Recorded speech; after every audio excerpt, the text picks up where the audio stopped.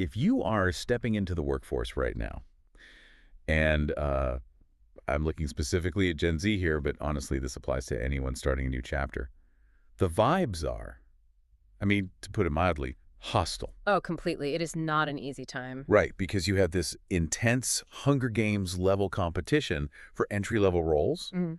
and then you have AI successfully automating the very tasks that, used to be the training wheels for junior This is employees. a huge problem because that is exactly how you used to learn the ropes. You would do the grunt work. Now, the grunt work is done by a server farm. Exactly. And underneath all of that, there is this pervasive humming anxiety. It is that feeling that maybe you are fundamentally unprepared for what is coming, that you played by the rules, got the degree, did the internships, and you still just feel like a fraud. Yeah, it's imposter syndrome on steroids. I mean, previous generations had a ladder. You started at the bottom, you grabbed the next rung, you pulled yourself up. Now, it honestly feels like the bottom rungs have been chopped off with a chainsaw. And everyone is just shouting at you to jump and hope you catch something. That is a terrifying visual, but yeah, it's accurate. And that is why the source we are unpacking today is so critical for you if you're feeling this way. We are doing a deep dive into a book called Mentor Me, Leadership Handbook for Gen Z. And before you roll your eyes at, yet another leadership book, I want to be really clear here. This is not written by some tech CEO tweeting from a yacht or a lifestyle guru selling supplements. No, absolutely not. This is battle-tested, literally. It is Uh, written by Lieutenant Colonel Lindsay L. Thompson. And what makes Thompson such a compelling guide for this specific deep dive is that she completely breaks the mold of what we think a military leader looks like. Right, because she's an Army officer, yes, a battalion commander. But she's also a self-described introvert. Yeah. I think she mentioned she's an INTJ on the Myers-Briggs scale. She does. She's 6'2", describes herself as an army brat, and admits super openly that leadership did not come naturally to her at all. And that is the hook for me. She isn't the loud, table-pounding extrovert that Hollywood loves to cast as the general. She actually had to learn how to lead out loud. She had to build a system for herself because the natural charisma just wasn't her default setting. So our mission today is to unpack that system. We are going to look at her 3 pillars of success. That's mentorship, leadership development, and real-world practice. But we are going to start by dismantling the single biggest myth that holds young professionals back. The idea that you need to feel ready before you can lead. Exactly. And Thompson dismantles this myth not with some abstract theory, but with a story that is honestly terrifying. It's the story of Colossal 31. Let's set the scene here, because the stakes are just a lot higher than messing up a spreadsheet. Right. It's May 5, 2007. Thompson is just 22 years old. Yeah, 22. Just a kid, really.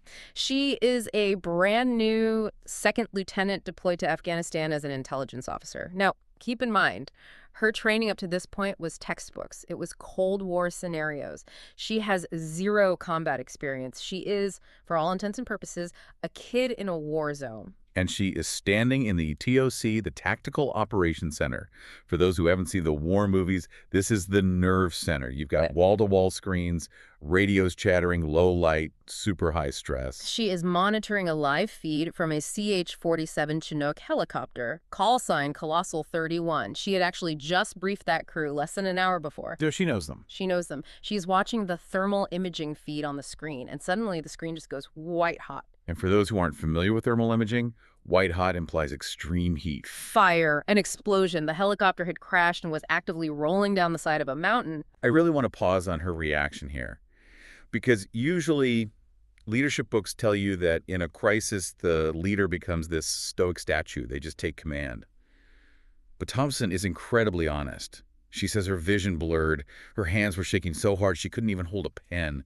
Her heart was in her throat. She was physically shutting down. It is the freeze response. It's purely biological. But then the commander walks in. He looks at her, this 22-year-old intelligence officer, and asks, "Lieutenant Thompson, what do we know?" That is the ultimate nightmare scenario. You are supposed to be the expert. Everyone in the room is looking at you, and you feel like a fraud who is about to throw up. I think most people in that situation would just crumble. But this is the core insight of the entire book. Thompson realized in that split second that leadership has absolutely nothing to do with how you feel. She felt like she was falling apart, but she answered the question anyway. She just pushed through the physical panic. Yes. She started pulling data. She started assessing the crash site. She did the job. So the takeaway isn't that leaders don't get scared. It's that action dissociates from emotion. The real takeaway is that readiness is just a feeling, and it's a lie. You will never feel ready for the crisis. The server will crash, the client will fire you, the PR disaster will hit. If you wait until you feel calm to act, you are way too late. Leadership is stepping up while you are terrified. Step up anyway. That is the mantra. Precisely. Crisis reveals character, sure. But more importantly, action overrides anxiety. Once she started doing the work, pulling the maps, checking the intel, the training kicked in, the brain actually switched from panic to process. Okay, so let's say you buy that. You have to step up, even when you're scared. But you can't just wing it forever. You need actual skills. You need a map. Yeah. And this leads us to pillar one, which is mentorship. Right. Thompson uses this really great analogy of a dense forest. You are standing at the edge. You need to get to the other side. You can hack through the brush yourself, get lost, trip over roots, get exhausted, or you could take a different approach. You can follow the person who already cleared the path. Exactly. That is what a mentor is. They are the map. But here's where Thompson gets highly tactical. She doesn't just say, go get a mentor. She uses a military targeting framework to categorize them. She talks about the 50, 150, and 300-meter targets. I love this framework because it solves the whole problem of who should I even ask. I think people usually aim way too high or way too low. Can you break down the 50-meter target? A 50-meter target is close. These are people just one or maybe two steps ahead of you. So maybe a senior in college if you are a freshman, or someone who got promoted to the next level last year. So they aren't the CEO. They're basically the person who knows where the bathroom is. Exactly. They are in survival mode, just like you, but they have slightly more data. They know how to use the printer. They know which manager is cranky on Mondays. They know the unspoken dress code. Thompson mentions a Colonel Deborah Ellis as her 50-meter target early on. She just watched how Ellis handled her gear and her day-to-day routine. It's purely tactical survival advice. That makes so much sense. Then you have the 150-meter target. These are the people 8 to 10 years ahead. They aren't just surviving, they are planning. They have a broader perspective. They can see around corners. They help you figure out your next career move, not just your next day. They help you strategize the mid-game. And the 300-meter target, those are the big guns. The absolute top of the field. For Thompson, this was Vice Admiral James J. Malloy. These are people you might only talk to once or twice a year. But when you do, the insight is high-level strategy. Malloy taught her that risk is found in seams, transitions, and first-offs. Seams, transitions, and first-offs. Can we unpack that? Because that sounds like a major nugget to hold on to. It is huge. A seam is where two units or two departments in the corporate world meet. That is where communication breaks down because nobody actually owns the space in between. A transition is a change in leadership or strategy.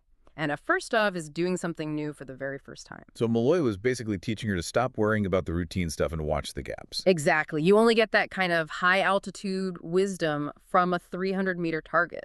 It is really a portfolio approach to mentorship. You need diverse assets. But there is a trap here. I think a lot of people assume mentorship is this highly formal, stuffy thing where you sit in a glass office, sip lukewarm coffee, and take notes while someone lectures you. Which is why Thompson tells the running with the commander story. When she got to her first unit, she didn't know anything about aviation. Her boss, Lieutenant Colonel Metheny, could have just assigned her a textbook. Instead, he took her on physical training runs. A 9-minute mile pace, specifically so they could still talk while running. Right. And he used that time to quiz her. He'd ask, "Do you know what a brownout is?" She'd say, "No, sir." Then he'd explain it while they were running. That is active mentorship. It isn't a formal meeting. It is sweating side by side. It completely removes the barrier of the desk. It changes the whole dynamic. It is shared hardship. But let's get practical for the listener who doesn't have a commander taking them on morning runs. Thompson has a very specific rule about how to ask for mentorship, and I think this might be the most valuable piece of advice in the whole section. Yes. The rule is simple. Stop asking, "Will you be my mentor?" Why, though? Isn't that direct? It seems polite to just ask. It is way too heavy. It sounds like a marriage proposal. It implies a massive time commitment and a ton of emotional labor. It honestly scares busy people away because they immediately imagine endless coffee dates and life coaching. So what is the alternative? How do you actually get the advice without dropping the marriage proposal? You ask for a specific data point. You say, "I am interested in how you handled X project. Could I buy you a coffee for 15 minutes to ask about that specific thing?" It is incredibly low pressure. And then, and this is crucial, you have to actually be mentorable. Mentorable, meaning what exactly? Meaning you respect their time, you listen, and you actually do what they suggest. If I give you advice and you ignore it, or you come back next week asking the exact same question, I'm not going to help you again. You have to show a return on their investment. Okay, moving to pillar 2. This is where we look inward. Self-awareness and emotional intelligence, or EQ. And this goes all the way back to Thompson's physicality. Remember, she is 6'2". Impossible to hide. And for a long time, especially in high school, she really tried to shrink. She hunched her shoulders. She tried not to take up space. She was basically apologizing for her existence because she didn't fit the expected mold. I think a lot of people can relate to that, even if they aren't tall. We try to make ourselves smaller to fit into a corporate culture or a specific team. Yeah. We soften our language. We sit at the back of the room. But then she gets into a fight, a literal physical fight in high school, defending her best friend. She ends up at the military police station. Now, big disclaimer here, we aren't advocating violence. Please do not go start a brawl at your summer Yes, internship. exactly, don't do that. No. But the insight came afterward, on the basketball court. She realized that in the heat of that moment, defending her friend, she wasn't shrinking. She was using her size. She felt powerful. And she realized it is okay to take up space. It is okay to play hard. That is the self-awareness piece, accepting your natural attributes as assets, not liabilities. But then she pivots to EQ. And I think this is the most misunderstood concept in modern business. People think EQ means just being nice or being emotional. Thompson completely reframes that. She shares a truly heartbreaking story about the death of Maya, the daughter of her best friend, Miriam. Thompson was actually there when the police arrived to deliver the news. And in that moment of absolute tragedy, her reaction wasn't to collapse and cry with her friend. No. She went into what she calls execution mode. She started making the tough notifications. She handled the logistics of the funeral. She organized the airport pickups for family members flying in. Some people will call that cold. They would say she was suppressing her emotions, or that she wasn't being supportive in the traditional way a friend should be. But Thompson argues that is high EQ. Emotional intelligence isn't about not feeling. She was totally devastated, but she read the room. She realized her best friend didn't need another mourner right then. She needed a logistician. She needed someone to keep the world spinning while she fell apart. That is a profound distinction. EQ is really about appropriate channeling. It is about asking, what does the specific situation need from me right now? Exactly. She processed her own grief later, but in the moment, she channeled that emotional energy into utility. For you listening, who hopefully isn't dealing with a tragedy today, how do you build that skill? How do you stop your emotions from hijacking your brain in, say, a stressful meeting where your boss is yelling at you? Thompson suggests a daily emotion check-in. It sounds simple, almost childish maybe, but the neuroscience totally backs it up. You just stop and name your emotion. I am feeling anxious. I'm feeling frustrated. Name it to tame it. Right.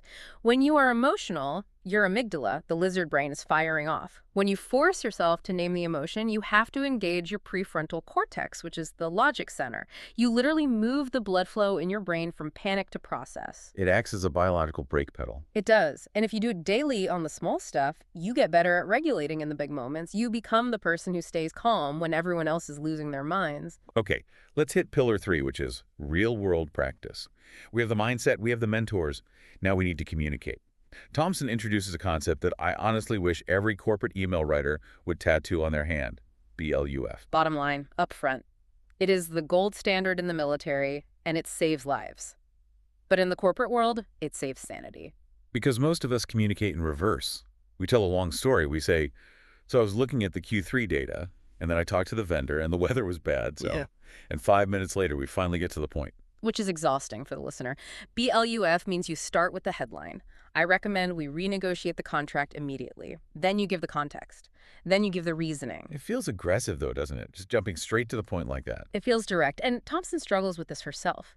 She talks about how because she is naturally passionate and loud, people often perceive her as aggressive. She had to learn that communication isn't about what you intend to say. It is entirely about what is received. Yeah, it is the classic transmitter versus receiver problem. If you are sending passion, but the room is receiving anger, you have failed as a communicator. You have to adjust your transmitter. But using BLUF actually helps with this because it removes all the ambiguity. You aren't being emotional, you are just being clear. Speaking of transmitters, she gives a template for the 30-second elevator pitch that is pure gold if you are job hunting right now. It is. Most people, when asked to tell me about yourself in an interview, they start rambling about where they grew up or their hobbies. Thompson says no. You need an asset statement. Break down the asset statement for us. How do we actually build one? It follows a very strict formula. Name, current role or leadership experience, your volunteer stats, because that shows character, your future plans, and then specific strength words. Words like excellent, highly, keen. And what's the kicker at the end? The kicker is this exact phrase. I think I could be a major asset to your organization because of my skill 1, skill 2, and skill 3. I could be a major asset. That is bold. I can hear some listeners right now thinking, I can't say that. It just sounds arrogant. It is not arrogance if it is true. It is confidence. And more importantly, it connects the dots for the employer. You aren't just telling them who you are telling them why you matter to them. You are solving their problem before they even hire you. It changes the entire dynamic from, please give me a job, to here is the concrete value I bring. Exactly. It flips the script. So you use the pitch, you get the job. Now you are in the first 30 days. Thompson calls this the sponge phase. This is where the high achievers always trip up. They come in hot, they arrive at a new unit or a new corporate office, and they want to prove they are smart, so they start suggesting changes on day 2. They criticize the legacy systems. Oh, I've seen that. They say, why do we do it this way? This is inefficient. I learned a much better way in my MBA program. And everyone hates them immediately. Thompson's advice is brutal but necessary. Shut up, observe, listen, learn. You don't know why that inefficient system exists yet. Maybe there is a legal reason. Maybe there is a budget constraint. So what should you do instead of talking and trying to fix things? You ask for the SOP, the standard operating procedure. If there isn't one, writing it as your first project. That adds value immediately without stepping on anyone's toes. She also suggests asking 2 very specific questions to your new supervisor, right? Yes. Question 1 is, what does success look like in 30 days? This aligns your expectations so you don't waste time running in the wrong direction. And with the second question. Who should I avoid causing problems with? The landmine map. It is the unwritten rules of the office. Every single office has politics. You need to know who the informal leaders are. You build trust by listening first. Once you have banked the social capital, then you can spend it on making those changes. We have covered a lot of ground here today, from the white-hot screen in the TOC to the elevator pitch. But I want to land the plane on the concept of purpose. Because all these tactics, BLUF, the 300-meter targets, they are just tools. Thompson references a Mark Twain quote that really anchors the whole book. The 2 most important days in your life are the day you are born and the day you find out why. And for her, the why isn't about the military rank. No. She realized through all of this that purpose is about what you do for others. It is about value creation. If your only purpose is to get promoted, you will burn out because that is a finite game. Once you get the promotion, then what? Right, it's just an endless treadmill. But if your purpose is to help my team succeed, that is a renewable fuel source. That is what keeps you going when the job inevitably gets hard. So for you listening right now, maybe you're sitting in your car, or you're at the gym, and you feel that imposter syndrome creeping in. You feel underqualified. You are worried about AI taking your job. What is the final word here? The final word is this. Do not wait for the title. Do not wait for the promotion. Do not wait for someone to tap you on the shoulder and say, okay, you have permission to lead now. You start today. You start right now. You lead by organizing the files that are a mess. You lead by being the calmest person in the room when the client yells. You lead by solving a problem before the boss even notices it exists. Because leadership is influence, not authority. That is it. If you influence one person today, if you make one person's job easier, you have led. That is the provocative thought I want to leave you with. You are likely already leading in ways you haven't even recognized yet. So the question is, how will you intentionally use that influence tomorrow? Step up anyway. Thanks for diving deep with us. We will see you next time.